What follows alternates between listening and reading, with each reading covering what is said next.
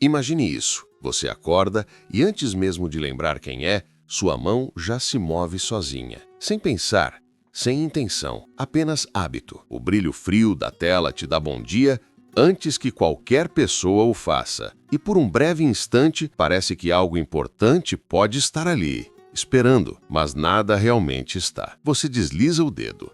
Mais uma notificação, mais uma imagem, mais um fragmento de alguém que também está tentando sentir algo, qualquer coisa. E então, sem perceber, os minutos evaporam.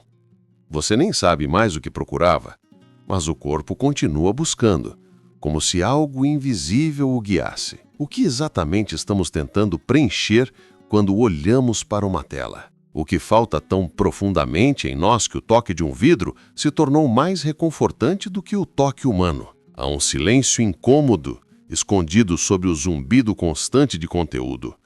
Um vazio que não suportamos encarar, e a tecnologia, com sua promessa de conexão, se tornou o disfarce perfeito para a nossa solidão. Você pode achar que tem controle, que escolhe o que consome, mas e se for o contrário? E se aquilo que te distrai te possuir mais do que imagina? E se, por trás da sensação de liberdade, existir uma escravidão elegante, uma prisão construída com prazer? O vício da era digital não é como os outros. Não cheira, não dói, não queima. Ele se disfarça de escolha, de entretenimento, de passar o tempo. Mas o que parece leve e inofensivo é, na verdade, um processo profundo de adestramento psicológico, um condicionamento tão sutil que até o desejo de desconectar já está previsto pelo sistema que te prende. As drogas do passado vinham em frascos, as de agora vêm em pixels,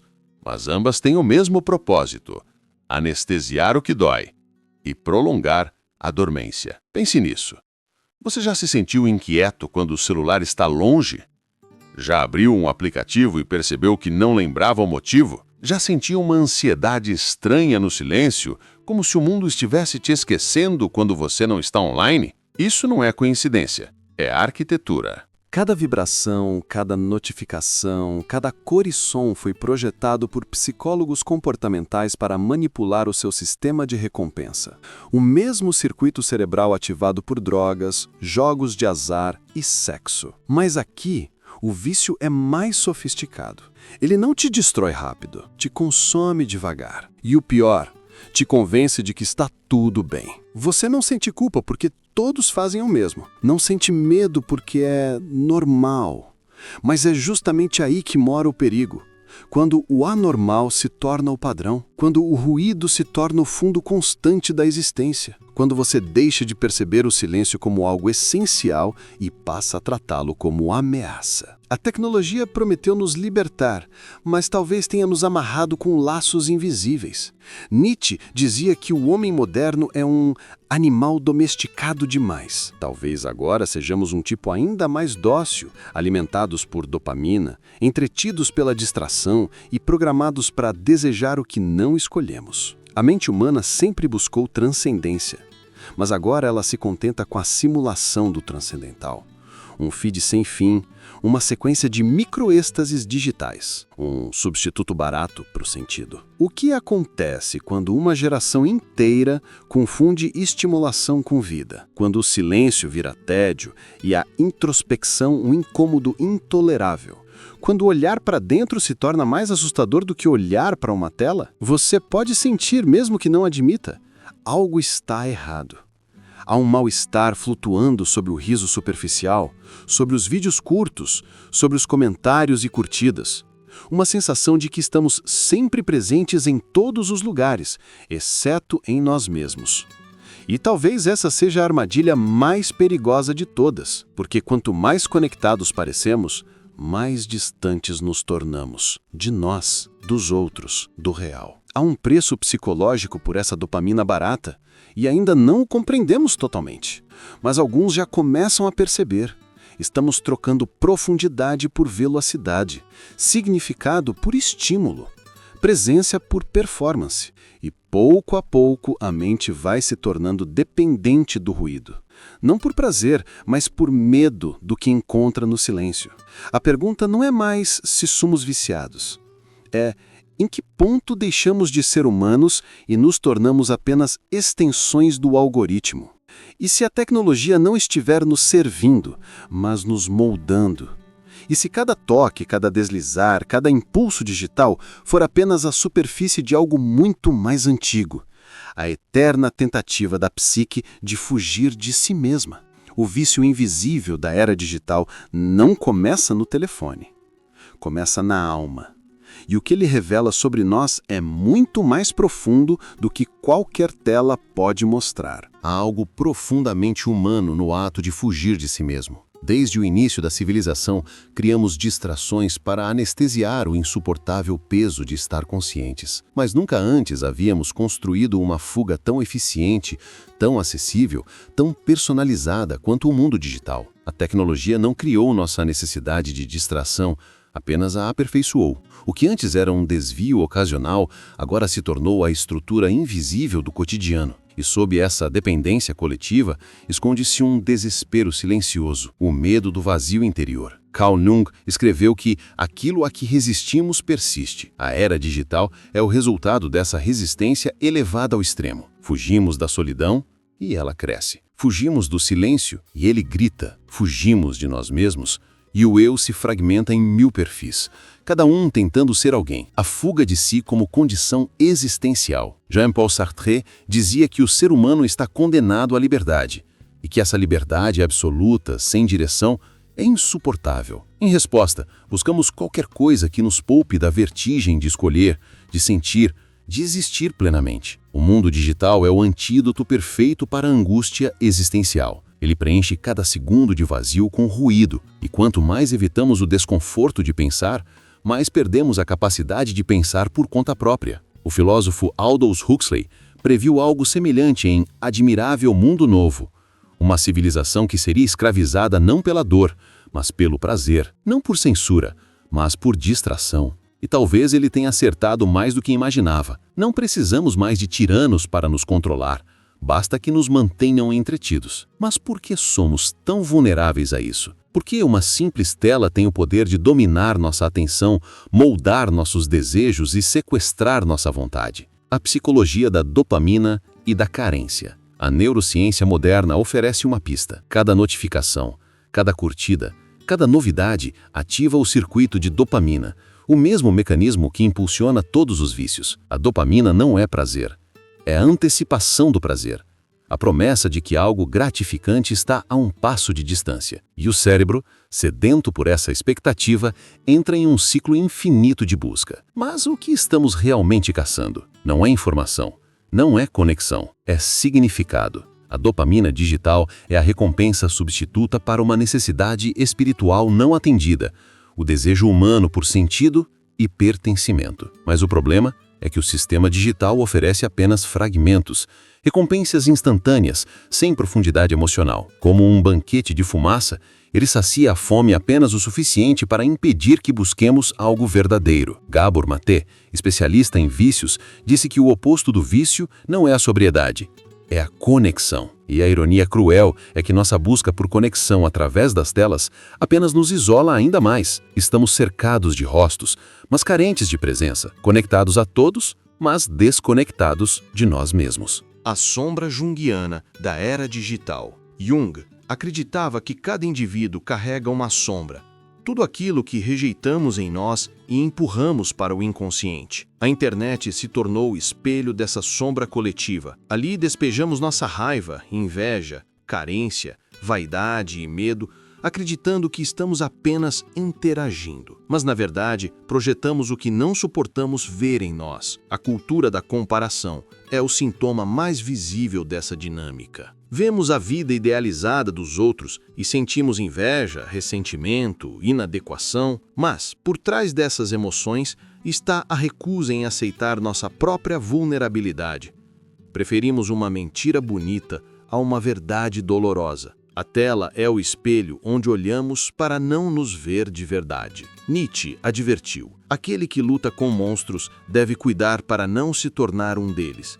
E se olhar longamente para um abismo, o abismo olhará de volta para você. O feed infinito é esse abismo moderno. Quanto mais olhamos para ele, mais ele nos observa, mais ele aprende quem somos, o que desejamos, o que tememos, e então nos devolve versões editadas da realidade, projetadas para manter-nos cativos. O vício digital não é apenas químico, é existencial. Ele responde à parte mais frágil do ser humano, o medo da insignificância. Vivemos em uma sociedade onde o valor é medido em atenção e, para não desaparecer, nos tornamos produtos. A cada post, vendemos fragmentos da alma em troca de validação. A ilusão da escolha e o controle invisível. Schopenhauer acreditava que o livre-arbítrio é uma ilusão, que nossas ações são apenas expressões da vontade cega da vida. Na era digital, essa ideia ganha um novo corpo.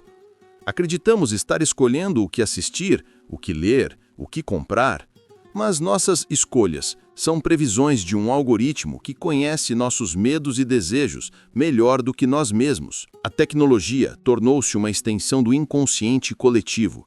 E, como todo inconsciente, ela age por padrões, impulsos e repetições. Ela sabe quando você está entediado, triste, solitário e sabe exatamente o que mostrar para que continue preso. Sartre dizia que o inferno são os outros. Hoje, o inferno talvez seja o espelho digital dos outros e o nosso próprio reflexo dentro dele. A raiz do vício digital, portanto, não está no celular, mas na mente que o deseja. O aparelho é apenas o instrumento.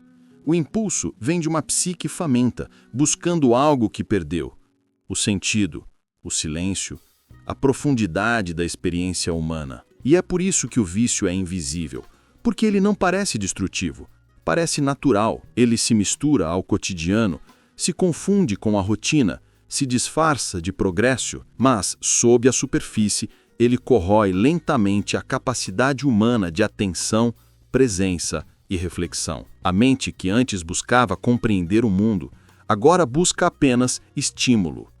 E o corpo, que antes sentia o tempo, agora o consome como se fosse descartável. O problema não é o avanço da tecnologia, é o retrocesso da consciência. O homem criou uma máquina para expandir o pensamento e acabou criando uma máquina que o pensa por ele. E assim o ciclo continua. Quanto mais tentamos nos preencher com pixels, mais vazios nos tornamos.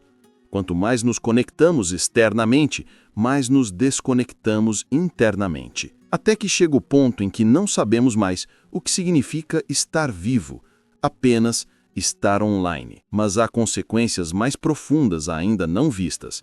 Consequências que não apenas mudam o comportamento, mas reconfiguram a própria natureza da percepção. E é isso que começa a emergir agora, silenciosamente, como um vírus que se alimenta da atenção. Transição para a próxima sessão, as consequências invisíveis, porque o verdadeiro impacto desse vício não está apenas na superfície do comportamento humano, está nas estruturas invisíveis da mente, da cultura e da alma, e é nelas que o preço mais alto está sendo pago. Há um tipo de silêncio que nasce quando o ruído se torna permanente. Um silêncio interno, denso, quase físico, que cresce dentro de uma mente saturada. É o eco da atenção fragmentada, o som do pensamento que já não consegue se ouvir. Esse é o sintoma mais profundo da era digital, o esvaziamento do espaço interior. Você talvez o tenha sentido. A dificuldade de se concentrar em algo simples, a irritação sem causa, a sensação de que o tempo escorre por entre os dedos, mesmo quando não há nada de concreto acontecendo. Não é cansaço físico, é exaustão mental, espiritual. É o resultado invisível de uma guerra constante pela sua atenção. A cada deslizar de dedo, o cérebro é reconfigurado. A dopamina liberada em microdoses ensina a mente a desejar estímulo, não significado. E o sistema nervoso, antes moldado para contemplar, agora vive em alerta. Você já percebeu como o silêncio parece desconfortável? Como até momentos de espera exigem um refúgio na tela? Este é um novo condicionamento. O medo da pausa, a erosão da profundidade. O filósofo Byung-Chul Han chama isso de a sociedade do cansaço. Um mundo onde não há mais espaço para o ócio, para o vazio fértil que precede a criação. Estamos sempre disponíveis, mas nunca presentes. Sempre informados, mas raramente conscientes. O vício digital mata lentamente a capacidade de imersão, o poder de estar profundamente envolvido em algo. A mente, acostumada a pular entre fragmentos, perde o hábito de sustentar o foco. Ler um texto longo se torna uma batalha. Assistir a algo sem verificar o celular, um sacrifício. Pensar profundamente, um esforço quase impossível. E quando a profundidade morre, a sabedoria morre com ela, porque sabedoria é o fruto da demora, e o tempo da era digital é o da pressa. Nietzsche advertiu que a profundidade precisa de um tempo lento, mas a cultura atual transformou o tempo em mercadoria. Tudo deve ser rápido, eficiente, produtivo. Até o pensamento foi reduzido a conteúdo.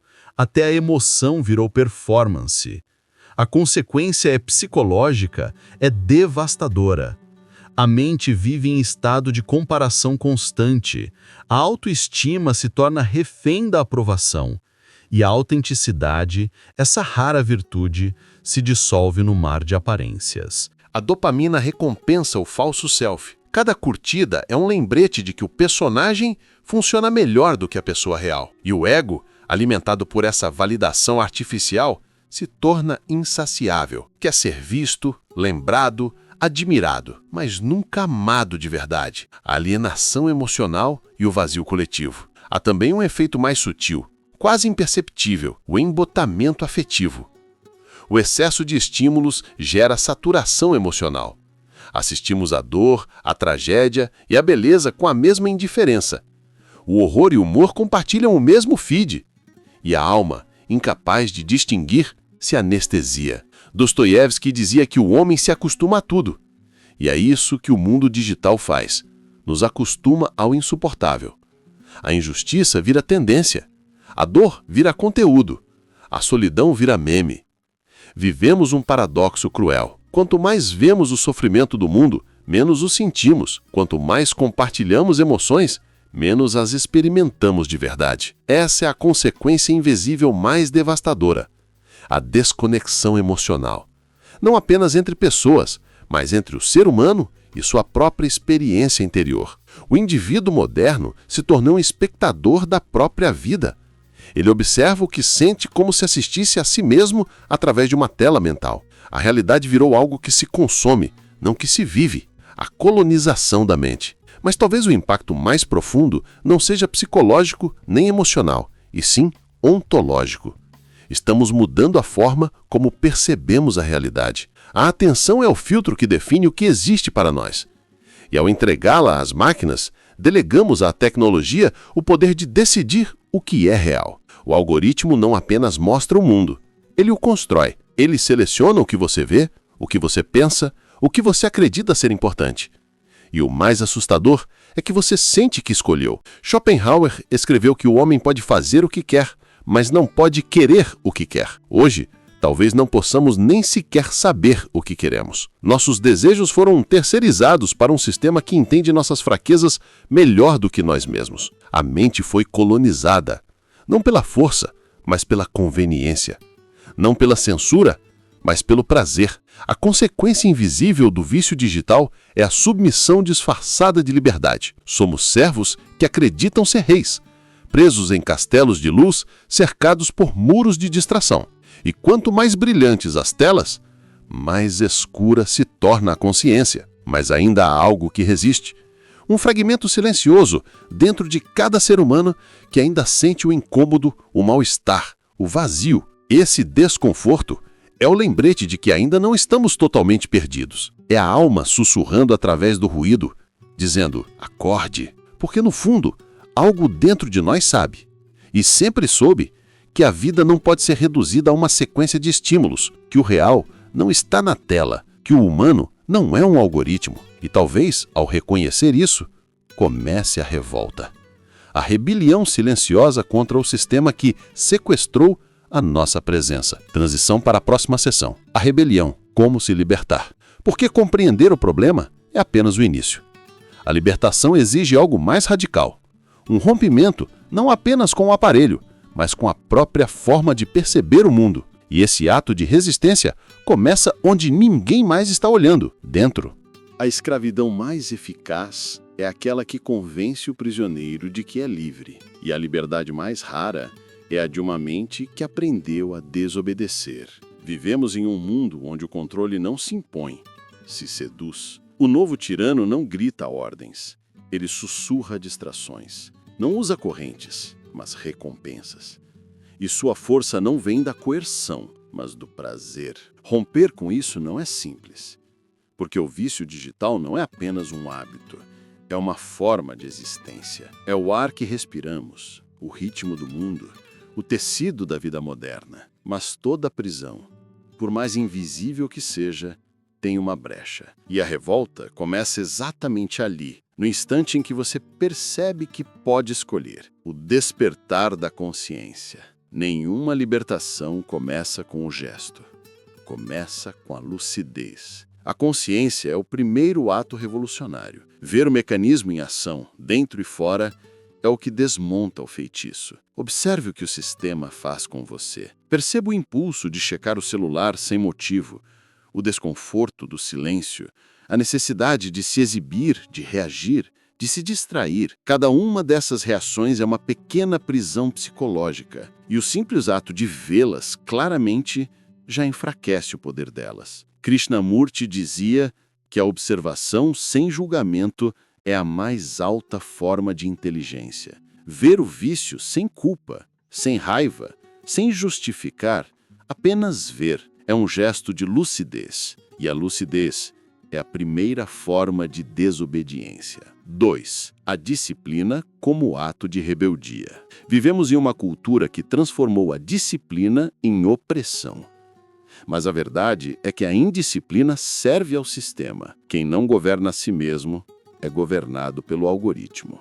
A disciplina autêntica não é repressão, é soberania. É a arte de proteger o que é essencial do ruído que tenta sequestrá-lo. Definir limites, horários, silêncios não é retrocesso, é resistência. Desligar notificações, usar o celular apenas em certos períodos, criar rituais sem tela, tudo isso é um ato político, porque no fundo toda forma de atenção recuperada é um pedaço de humanidade resgatada. Nietzsche dizia que o homem livre é aquele que sabe impor leis a si mesmo. A liberdade não é ausência de limites, é domínio sobre os próprios impulsos. E esse domínio começa em pequenos gestos. Acordar sem o celular ao lado, andar sem música nos fones, permitir o tédio. Sim, o tédio, essa palavra proibida. Ele é o espaço onde o pensamento retorna a si. O tédio é o berço da criação. E é por isso que o sistema o destruiu. Reaprenda a suportá-lo. E você terá dado o primeiro passo para a liberdade mental. 3. A reconexão com o real. A cura do vício digital não está apenas em desligar, está em reconectar. Desintoxicar-se das telas não significa fugir do mundo, mas voltar a habitá-lo. Caminhe sem destino. Observe o vento, o som, o tempo. Toque as coisas. Perceba como o corpo existe fora da imagem. A natureza não envia notificações, e é por isso que ela cura. O mundo físico, com sua lentidão e textura, é o antídoto da hiperrealidade digital. Quando você começa a sentir o mundo de novo, algo muda silenciosamente. A mente desacelera, o olhar se aprofunda, o tempo se alonga.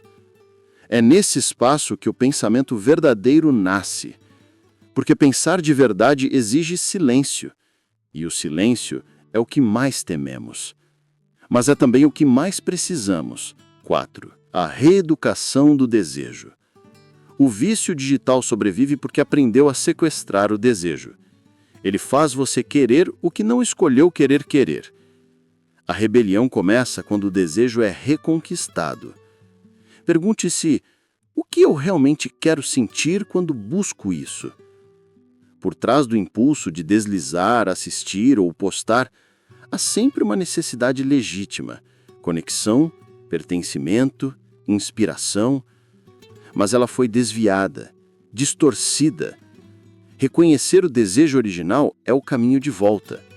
Quando você o encontra, o sistema perde o poder, porque ele não sabe lidar com quem se conhece. Schopenhauer escreveu que a liberdade consiste em reconhecer a necessidade. Ou seja, ser livre não é fazer o que se quer, mas entender o porquê do querer. Quando o desejo é consciente, o vício morre de fome. 5. A reconstrução do tempo interior. A era digital destruiu o tempo subjetivo. Vivemos no tempo da máquina, linear, imediato, interminável. Mas a vida humana se move em outro ritmo, o tempo da experiência. Recuperar o tempo interior é um ato de rebeldia. Isso significa fazer uma coisa por vez. Dar atenção total a um gesto simples, comer, escrever, conversar. Transformar o cotidiano em meditação. A lentidão é o novo luxo, o foco é o novo poder, e o silêncio é a nova revolução. Quando o tempo interno se restabelece, a ansiedade se dissolve, porque a mente volta a habitar o presente, o único lugar onde a vida realmente existe. 6. O retorno ao ser. O maior engano da era digital foi nos convencer de que somos o que mostramos, mas o ser não se exibe, ele apenas é. A libertação final é o retorno à autenticidade.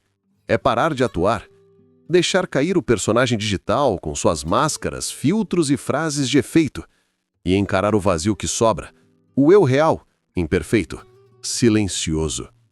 Esse vazio é assustador no início, mas é nele que mora a verdade. É o solo fértil da consciência. Carl Jung dizia que a individuação é um processo doloroso, mas necessário. Libertar-se das ilusões do ego é morrer um pouco, mas é também nascer de novo, mais inteiro, mais humano. A rebelião, no fim das contas, não é contra a tecnologia. É contra a nossa própria inconsciência. Não se trata de abandonar o digital, mas de retomar o comando. Fazer das ferramentas instrumentos e não muletas. E essa revolta silenciosa interior é o que o sistema mais teme. Porque uma mente que voltou a si não é manipulável. Um ser que pensa por conta própria é incontrolável. Epílogo. O silêncio como revolução. Talvez a verdadeira revolução do século XXI não aconteça nas ruas, mas na mente. Não com gritos, mas com pausas. Não com hashtags, mas com presença. Imagine milhões de pessoas desligando suas telas uma a uma. Não em fuga, mas em lucidez. Voltando a ouvir, a sentir, a pensar. Seria o colapso do império da distração. O retorno do humano à própria consciência. E tudo começa com um gesto quase imperceptível, ficar em silêncio diante da tentação de se distrair. Porque o silêncio, hoje, é o som da liberdade. Imagine acordar um dia e perceber que o mundo que você acreditava habitar nunca existiu. Que as conversas que teve eram apenas reflexos, que os rostos eram máscaras de luz e que a própria ideia de vida foi trocada, lentamente, por uma sucessão infinita de imagens. O choque inicial é devastador, como se toda a sua biografia tivesse acontecido dentro de uma tela. Mas depois do espanto, vem algo ainda mais profundo, a pergunta que redefine tudo. Se eu não sou o que o mundo digital diz que eu sou, então quem sou eu? É aí que o vício revela sua face mais irônica. Ele nunca foi sobre prazer, entretenimento ou conexão. Ele foi sobre esquecer-se de si mesmo. A dopamina era apenas o disfarce químico de uma fuga espiritual. 1. A distração como mecanismo de fuga existencial. Jean-Paul Sartre dizia que o ser humano está condenado à liberdade, condenado a encarar a vastidão de um universo sem sentido prévio. E diante desse abismo, buscamos anestesia. O vício digital é a nova metafísica do esquecimento. Ele promete distração, mas o que oferece é um alívio temporário da consciência de existir. A cada toque, a cada atualização, a cada curtida, fugimos, não da realidade, mas do peso de sermos nós mesmos. Schopenhauer viu o mundo como uma incessante vontade, um ciclo de desejo, saciedade e novo desejo. O vício é a expressão tecnológica dessa roda. Quanto mais temos, mais queremos. Quanto mais nos alimentamos, mais vazios ficamos. E a fuga é tão sedutora porque o retorno é doloroso. Olhar para dentro significa encarar o caos, as dúvidas, as faltas, o medo da insignificância. Por isso a mente prefere a distração. Ela oferece uma identidade pronta sem o desconforto de pensar. Mas toda anestesia tem um preço, e o preço da fuga é a perda da alma. 2. A alma esquecida na era das imagens. Aldous Huxley previu que o futuro não seria dominado pela opressão, mas sim pelo prazer. E ele estava certo. Não precisaram nos forçar, bastou nos entreter. O império digital não precisa de censura. O excesso de estímulo já é suficiente para silenciar qualquer pensamento profundo. O que não se pode sentir, não se pode questionar. E foi assim que o ser humano moderno trocou a alma pela aparência. Tornou-se imagem, feed, projeção. Um avatar emocional que vive em função do olhar alheio. A subjetividade foi substituída pela performance. O eu virou marca.